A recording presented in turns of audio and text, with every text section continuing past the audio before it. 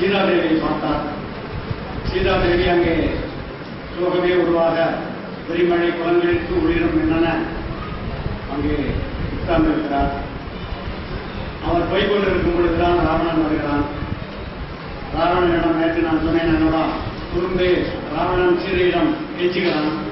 துரும்பே என்று துரும்பை கிள்ளி போட்டு அவனிடம் நிறுத்தாட்சியமாக தேவி பேசுகிறாள். அவன் கொள்வேன் என்று கிளம்புகிறான். பிறகு ஏதோ புத்தி வந்து அரைக்குமாரை பார்த்து ஏதாவது சொல்லலாம், சொல்லுங்க இவளுக்கு எடுத்து அப்படின்னு சொல்லிட்டு போயிட்டான். யார்? ராவணன். அப்பொழுது சீதையினுடைய மனதில் சில நினைவுகள் வந்தன. என்ன முக்கியமா சீதை என்ன நினைச்சார்னா, ஸ்ரீ ராமச்சந்திரமூர்த்தி நம்மை சிறை மீட்ட வரும் நாள், இந்த அரக்கர்களை எல்லாம் கொண்டு நம்ம சிறை மீட்ட போது இப்புகழ் தக்கலை என்னின் யானுடைய கத்தினை எப்படி சீரழைத்து காட்டுகிறேன். நீ 10 மாதம் அந்நியன் வீட்டில் அந்நியனுடைய கட்டுப்பாட்டிற்குள் இருந்தவள், என்னுடைய வீட்டிற்குள் நீ வர தகுதியற்றவள் என்று அவர் சொன்னால் என்னுடைய கற்பினை எப்படி சீரழைத்து காட்டுவேன் என்று சீதாதேவி நினைக்கிறாள். நினைத்து தன் உயிரை மாய்த்துக் கொள்ள வேண்டி பக்கத்தில் உள்ள ஒரு மாதவி கொடி, குறுக்கட்டி என்று சொல்வார்கள், மாதவி கொடி, அங்கே போய் மாதவி கொடி சாக குடித்து அங்கே போயிருக்கிறாள். இதை ஆஞ்சநேயர் பார்த்தார். பார்த்து இவருக்கு என்னடா இப்படியாவது நிலைமை வர வேண்டும் என்று நினைக்கிறார். கண்ணனும் அனுமனும் கருத்தும் மீனன் கொண்டனன் துணுக்கம் கவலை வந்தது அவருக்கு. மெய் தீண்ட கூசுவான், அவளை என்ன கைவிட்டு மெய் தீண்ட கூசுவான். என்ன பண்ணினார்? அந்த நாயகன் அருள் தூதன் யானனா தொண்டவாய் மயிலினை கொடுத்து கொண்டான். அவளை கும்பிட்டு கைகளால் கும்பிட்டுக் கொண்டே நான் ராமதூதன், நான் ராமதூதன், ராமதூதன் என்று சொல்லிக்கொண்டே கருதினார். ராமதூதன் ராமா என்ற பெயர் கேட்கவும் அவளுக்கு கொஞ்சம் உயிர் வந்துவிட்டது. இவர் சொன்னார், என்னை சந்தேகப்படாதே தாயே, ஏனென்றால் அரக்கனாகிய ராவணன் இத்தகைய மாயங்கள் செய்வதில் வல்லவர். என்னை சந்தேகப்படாதே தாயே, நான் ராமதூதன். அதற்கான அடையாளங்கள், அடையாள மொழிகள், அடையாள கணையாழி எல்லாம் என்னிடம் உள்ளது என்று ஆசிரியர் சொல்கிறார்.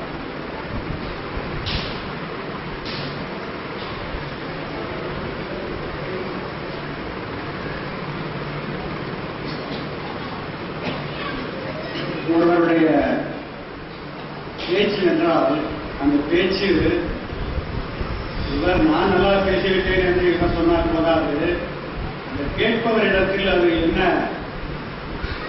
விளைவை ஏற்படுத்துகிறது என்பதை பார்க்க வேண்டும்.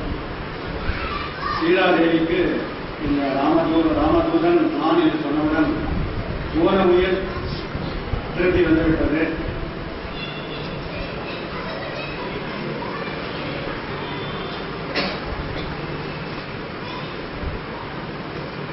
தேவி என்ன சொல்கிறாள்? என்றவன் இறைஞ்ச நோக்க இறக்கமும் முனிவும் எய்தி நின்றவன் நிறுவன் அல்லன். இவனை எடை போடுகிறாள் சீதா. நின்றவன் நிறுவன் அல்லன், இவன் அரக்கன் அல்ல, இவன் தூயவன். நின்றவன் நிறுவன் அல்லன், நெறி நின்று புலிகள் என்றும் நான் ஒரு முனிவராக இருக்க வேண்டும். வென்றவன் அல்லனாகில் விண்ணவனாக வேண்டும், தேவராக இருக்க வேண்டும். நன்றுணர் உடையன், நன்றாக யோசித்து பேசுகிறான். தூயன், தூயவன், அவையிலன், குற்றமற்றவன், போதுமன்னா அப்படின்னு சீதை கேட்கிறார். பார்த்த உடனே இவருக்கு வந்து குறைபட்சம் அப்புறம் சொல்றா, என்ன அரக்கரோ அரக்கனான யாரா போனா நமக்கு என்ன, வந்து சமயத்துக்கு என் பெருமானுடைய நாமத்தை சொல்லி எனக்கு உயிரை கொடுத்தான் அல்லவா, இதை விட வேறு என்ன வேண்டும் என்று செய்து சொல்கிறார். அரக்கனேயாக மற்றும் ஓர் அமரனேயாக அன்றி புறக்கினத்து ஒருவனேதான் ஆகுகிற கொடுமையாக இறக்கமே ஆக எம்பிரான் நாமம் சொல்லி உருக்கினன் உணர்வை தந்தான் வீரின் உடலில் என்றோ.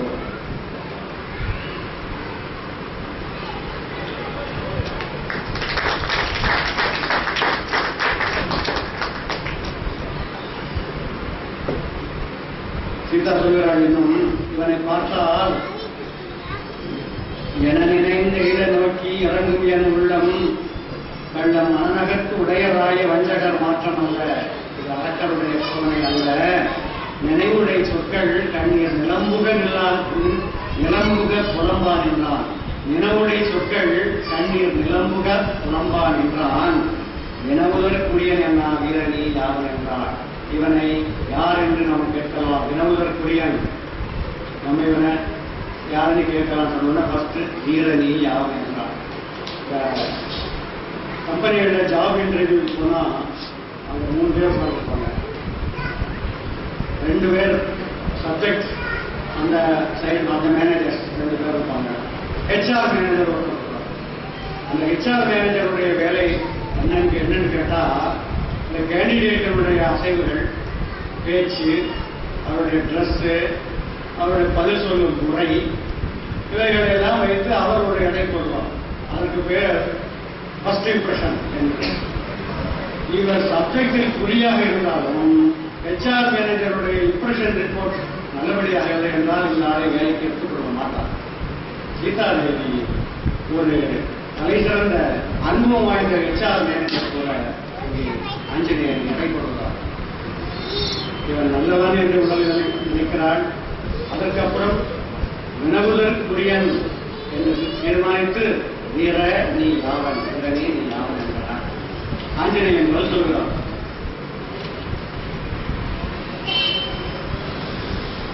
ஆஞ்சநேயனுடைய பதிலே ஒரு விசேஷம் என்னன்னு பார்த்தீர்கள் என்றால், நான் என்பதே இருக்காது. நானே சொல்ல மாட்டான். அவ்வளவு ஒரு கன்னடம். ஒரு முனிவர், விட்டப்பட்ட முனிவர் இருந்தார். அந்த முனிவரிடம் பாடம் கேட்பதற்காக அந்த ஊர் ராஜா, அந்த ஊர் அரசர் அதை விரும்பினார். உடனே இவர் படைகளை எல்லாம் திரட்டிக் கொண்டு தார் தம்பட்டைகளோடு அரசர் கிளம்பினார். அங்கே வந்தவுடன் செய்தி சொல்ல வேண்டும் அல்லவா முனிவருக்கு. மகாராஜா வந்திருக்கிறேன் சொல்லுங்கள் என்று சொன்னார். ஓஹோ, அவர் முனிவர் சொன்னார், நான் செத்த பிறகு வர சொல்லுங்க அப்படின்னு அவர் சொல்லிவிட்டார். அவரும் அப்படியே சொல்லிவிட்டார். இவர் போய்விட்டார். அடுத்த நாள் வந்தார் மகாராஜா. திரும்பவும் அதே இதோடு, ராஜா வந்திருக்கிறேன் சொல்லுங்கள் என்றார். சொன்னார்கள். அவர் திரும்பவும் அதே போல்தான், நான் செத்த பிறகு. 3வது நாள் வந்தார். புதிதாக பாடம் கேட்பதற்கு ஒரு மாணவன் வந்திருக்கிறான் என்று சொல்லுங்கள் என்று சொன்னார். அப்பொழுது சொன்னார், குரு உள்ளே வர சொல். அப்பொழுது இவர் ராஜா கேட்டார், என்னை மாணவனாக ஏற்றுக்கொள்வதற்கு ஏன் நீங்கள் 2 நாள் காலதாமதம் செய்தீர்கள்? யார்? அவர் சொன்னார், யார் சொன்னது காலதாமதம் என்று? நான் நீ வந்த அன்றே உனக்கு பாடத்தை ஆரம்பித்து விட்டேனே என்று சொன்னார். பாடத்தை ஆரம்பித்து விட்டீர்களா? நீ மகாராஜா என்று சொன்னாய். நான் செத்த பிறகு வா என்று சொன்னேன். நான் செத்த பிறகு என்றால் நான் இந்த சடம் அல்ல, நான் என்ற உனது அகங்காரம், அது அழிந்த பிறகு வா என்று சொன்னேன். மறுநாள் வந்து ராஜா வந்திருக்கிறேன் என்று சொன்னாய். அப்பொழுதும் அதையே தான் சொன்னேன். 3வது நாள் நீ வந்து சாதாரண சிஷ்யன் வந்திருக்கிறேன், பாடம் வேண்டும் என்று சொன்னாய். அந்த முதல் பாடத்தில் நீ தேறிவிட்டாய் என்பதை நீ கடைசி நாள் வந்து மாணவன் வந்திருக்கிறேன் என்றுதானே சொல்லியிருக்கிறார். எனவே நீ தேறிவிட்டாய். ஒரு பாடத்தை நான் 2 நாட்களுக்கு முன்னமே ஆரம்பித்து விட்டேன் என்று சொன்னாலாம். அதே போல ஆஞ்சநேயர் நீங்க என்ன சொல்கிறார் சீதையிடம், நான் இப்படி பெரிய ஆள், அப்படி இப்படி சின்ன வயசுல சூரியன் எல்லாம் முடிச்சிருக்காரு ஆஞ்சநேயர். சொல்லணும்னா ஏகப்பட்டதா சொல்லலாம். ஆனா அவர் ஒன்றுமே சொல்லல. அவர் என்ன சொன்னார்? அவர் ராமனை பற்றி சொன்னார். ராமன் எப்படி இருக்கிறார் என்பதை பற்றி சொன்னார். ராமன் சீதை மீது எவ்வளவு அன்பாக பாசத்துடன் இருக்கிறார் என்பதை சொன்னார். ராமன் எவ்வளவு பெரிய வீரன் என்பதை சொன்னார். வீரன்னா சீதை மேல் எவ்வளவு அன்பு என்பதை சொன்னார்.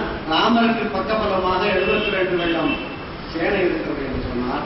ஒரு வெள்ளம் சேனை என்பது என்ன அளவு என்பதை நான் பார்க்க வேண்டும் என்று புத்தகங்களில் தேடிக்கொண்டே இருந்தேன். எனக்கு இது கிடைத்தது. ஒரு வெள்ளம் என்றால், ஒரு வெள்ளம் சேனை என்பது எவ்வளவு இந்த கணக்கு ஜஸ்ட் அகாடமிக் இன்ட்ரெஸ்ட் சொல்றேன். ஒரு யானை, ஒரு தேர், 3 குதிரை, 5 காலாள், இது சேர்ந்தது ஒரு பத்தி. 3 சேனாமுகம் 3 பத்தி சேர்ந்தது ஒரு சேனாமுகம், 3 சேனாமுகம் ஒரு குல்மம், 3 குல்மம் ஒரு கணம், 3 கணம் ஒரு வாகினி, 3 வாகினி ஒரு பிரத்தனை, 3 பிரத்தனை ஒரு சமு, 3 சமு ஒரு அணிகினி, 10 அணிகினி ஒரு அக்ரோணி, 8 அக்ரோணி ஒரு ஏகம், 8 ஏகம் ஒரு கோடி, 8 கோடி ஒரு சங்கம், 8 சங்கம் ஒரு விந்தம், 8 விந்தம் ஒரு பூதம், 8 பூதம் ஒரு பத்மம், 8 பத்மம் ஒரு நாடு, 8 நாடு ஒரு சமுத்திரம், 8 சமுத்திரம் ஒரு வெள்ளம். குரங்கு சேனைகள் 72 வெள்ளம் இந்த கணக்கின்படி. ஆனால் ராவணனுடைய சேனைகள் 2000 வெள்ளம். அடக்கிறதே இடம்.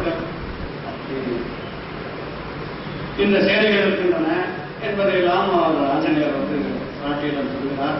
அப்புறம் கடைசியில் அவர் அந்த மோதிரத்தையும் கொடுக்கிறார். ஆஞ்சநேயர் சொல்கிறார், ஆயசொல் தலைமை கொண்ட அங்கையன் அன்னை நின்னை தூயவன் பிரிந்த பின்பு தேடிய துணைவன் தொல்லை காய்கறில் செல்வன் மைந்தன் கைக்குலம் அவற்றுக்கெல்லாம் நாயக்கன் சுக்ரீவன் என்றுள்ளார். எங்களுக்கெல்லாம் தலைவன் சுக்ரீவன் தான் அப்படின்னு சொல்றான். இன்னும் சொல்றான், மற்றவன் முன்னோன் வாலில் ராவணன் மலிதன் வாலில் இட்டுக கட்டி 8 திசையிலும் எழுந்து வாழ்ந்த வெற்றியன் தேவர் வேண்ட இலங்கை மத்தால் சுற்றிய நாகந்தேய அமுதழ கடைந்த தோழான். வாலியை பற்றி சொல்றான். வாலி ராவணனை போட்டு நல்லா புரட்டி எடுத்துருக்கான். அதெல்லாம் அவர் கதை நான் சொல்றேன். அதையும் சொல்றான், ஒரு வாட்டி தேவர்களும் அசுரர்களும் திருப்பார்கடலை கடைஞ்சாங்க அமுதம் என்று சொல்லி. மந்திரமலை மத்தாகவும் வாசுகிங்கிற நாகத்தை கையலாகவும் வைத்து ஒரு பக்கம் அசுரர்கள் ஒரு பக்கம் தேவர்கள் இவங்க கடந்துகிட்டே இருக்காங்க. ஒண்ணுமே வரமாட்டாங்க. இவங்களுக்கு இவங்களுடைய சத்து இல்லை ஸ்ட்ரென்த் இல்லை. வாலி அந்த பக்கம் இல்லை அந்த பக்கம் போகக்கூடாதுன்னு சொல்லிட்டு இவன் ஒரு ஆளே 2 பக்கம் கையால இழுத்து கையில் இதெல்லாம் கடஞ்சி எல்லாம் கொடுத்துட்டான். அந்த மாதிரிப்பட்ட வீரன் இந்த வாலியை பற்றி ஏன் சொல்லுகிறான் என்று கேட்டான்.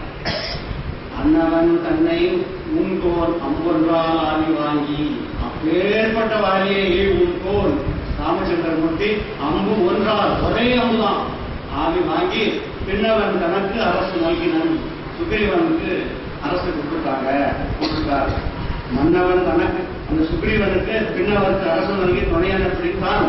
எங்கள் மன்னவன் தனக்கு நான் என் மந்திரத்து உள்ளேன் நன்னடும் காரியமைந்தன் நாமமும் அன்மன் என்பேன். கடைசியில் என் பேர் அனுமான் வாயுகுமாரன் அப்படின்ட்டு சொல்லி சொல்றாங்க.